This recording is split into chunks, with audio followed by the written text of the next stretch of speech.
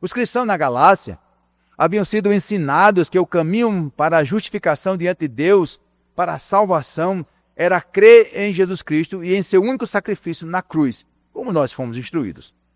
Mas então vieram os judaizantes, aqueles judeus que haviam crido em Cristo Jesus. E esses judaizantes eles disseram, olha, tem verdade nisso, mas a menos que vocês sejam circuncidados conforme o costume de Moisés, vocês não poderão ser salvos. Era Cristo mais a circuncisão. Então, crer em Jesus era bom, diziam eles, mas não era suficiente. Crer em Jesus era apenas o começo, mas depois disso ainda era preciso voltar a obedecer à lei, ainda era preciso seguir os mandamentos de Deus para ser um salvo. Uma fé salvadora, diziam eles, é uma fé obediente. Conhece essa frase, né? Uma fé salvadora é uma fé obediente, porque você só pode participar da graça prometida quando você mesmo começa a cumprir a lei de Deus.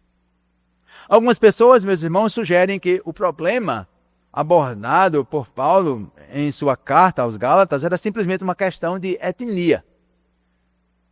Eles dizem que o ponto era o seguinte, os judeus insistiam que para ser um verdadeiro filho de Deus era preciso ser um judeu, da etnia judaica.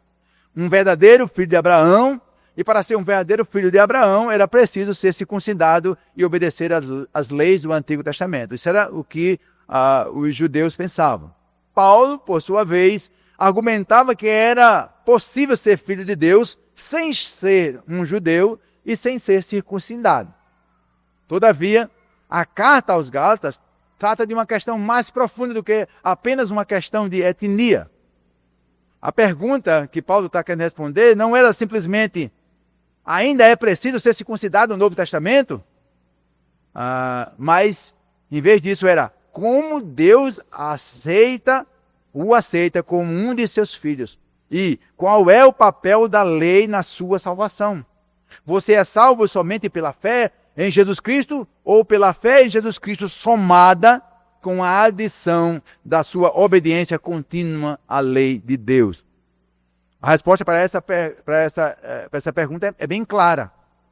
O pecador, segundo o Evangelho, não é salvo e não é considerado um filho de Deus com base em ter sido bom ou mau, obediente ou desobediente. Em vez disso, o pecador é salvo somente pela graça, somente pela fé e somente em Cristo. Nem a circuncisão, nem as leis do livro de Levíticos, nem mesmo a obediência aos 10 mandamentos acrescentam a mínima contribuição à sua salvação. Esse é um ensino radical, é verdade, é um ensino radical. Os judeus e os judaizantes, na época do apóstolo Paulo, eles não aceitavam isso, eles não acreditavam nisso. Eles ensinavam que Deus aceitaria o pecador com base em quão bem ele cumprisse as suas leis. Para um judeu, o caminho para o céu era através da obediência à lei de Moisés, em obediência à lei de Deus. Guardar os 10 mandamentos não era apenas um modo de vida, não era apenas um modo de vida para o povo de Deus. Era, diziam eles, o caminho para a própria salvação. Por isso, meus irmãos, eles criaram um sistema de leis e regras para ajudar os homens a conseguirem isso. Os judeus criaram 613 leis diferentes. Em cima do decálogo, das leis que governavam a nação, eles criaram mais 613 leis diferentes. Leis sobre coisas como até a distância que poderia ou deveria se percorrer num dia de sábado. Eles tinham essas leis com um propósito, era ajudar os judeus a cumprir os 10 mandamentos com mais perfeição. Então, para que dessa forma Deus pudesse aceitá-los, eles obedecendo, Deus pudesse aceitá-los e eles pudessem então ser salvos.